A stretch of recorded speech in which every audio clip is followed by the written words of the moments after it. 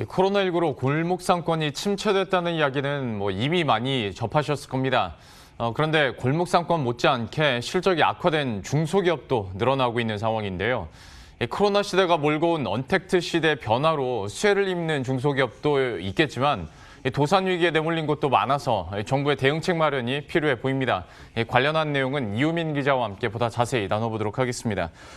아무래도 중소기업이 코로나19 이후에 그 타격을 더 민감하고 더 크게 받아볼 수밖에 없는 상황일 텐데 코로나 직격탄을 맞은 이후에 변화된 상황들 어떤지 이것부터 한번 체크를 해주시죠.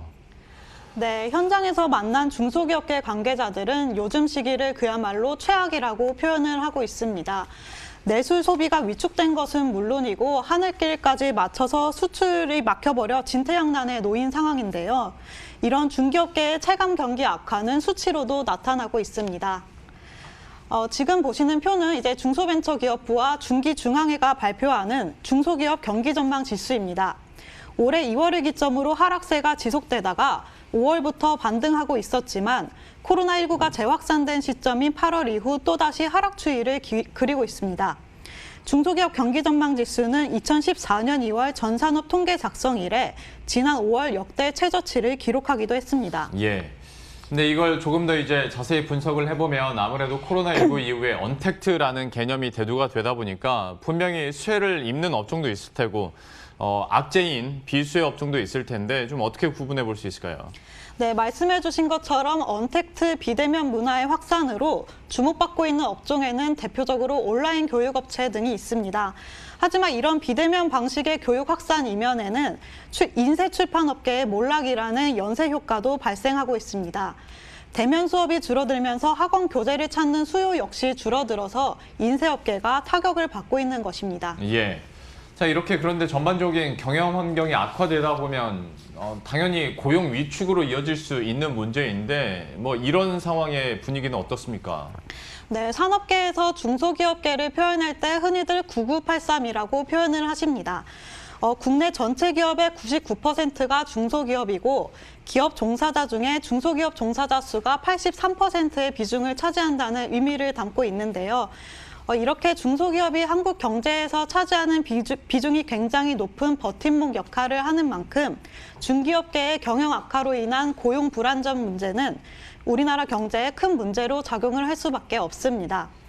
이런 중소기업의 고용 유지 문제는 벌써부터 현실화하고 있습니다. 정상적인 고용 유지가 어려워 정부의 지원을 받는 기업들이 크게 늘어나고 있습니다. 정부의 고용유지 지원금 신청 접수 기업은 올해 9월 11일 기준 8만 곳을 넘어섰습니다. 작년 전체 신청 기업이 1,500곳을 조금 넘었던 것과 비교하면 50배 이상 늘어난 수치입니다. 이렇게 중소기업의 고용유지 문제가 심화하면서 일자리와 관련한 근본적인 정책적 변화가 필요한 시점이라는 주장도 나오고 있습니다. 현장의 목소리 들어보시겠습니다. 실업급여, 이 실업을 당했을 때 구직급여를 지급하는 것도 중요하고 또 이제 그게 필요한 일이긴 하지만 어떻게 보면은 일자리를 새로 만들고 또는 유지하는 이런 쪽에 정부의 정책적 지원도 굉장히 중요하다. 그래서 어떻게 보면은 좀 너무 실업급여 중심의 어떤 그런 정책에서 고용 유지와 창출 쪽으로 좀 이렇게 무게 중심도 옮겨가는 것도 필요하다. 어떤 일자리 정책과 관련된 아이디어들이나 나아갈 방향에 대해서 인터뷰 통해서도 이야기를 들어봤는데요. 일자리 정책뿐만 아니라 중소기업을 살리기 위해서는 참 여러 가지 정책적인 제언들이 계속 나오고 또 아이디어들이 필요하지 않을까 싶습니다. 지금 현재 상황에서 전문가들이 말하는 어떤 정책적인 필요성, 구체적으로 어떤 내용들이 있을까요?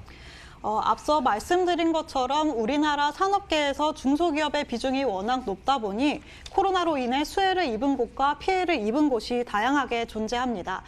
때문에 천편일률적으로 지원하는 것이 아니라 맞춤형 지원이 절실한 상황입니다.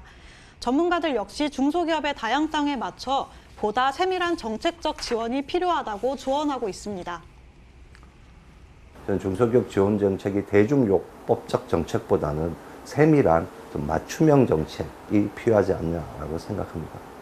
현재 비대면이라는 것이 이제 피할 수 없는 앞으로의 비즈니스 모델이라고 생각합니다.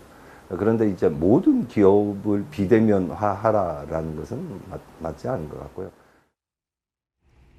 네, 현재 정부가 진행하고 있는 비대면 벤처기업의 육성뿐만 아니라 뿌리 산업의 생산성을 향상할 수 있는 기초 체력을 높일 수 있는 정책적 뒷받침이 병행돼야 한다는 목소리가 커지고 있습니다. 예. 지금까지 이유민 기자와 함께했습니다. 잘 들었습니다.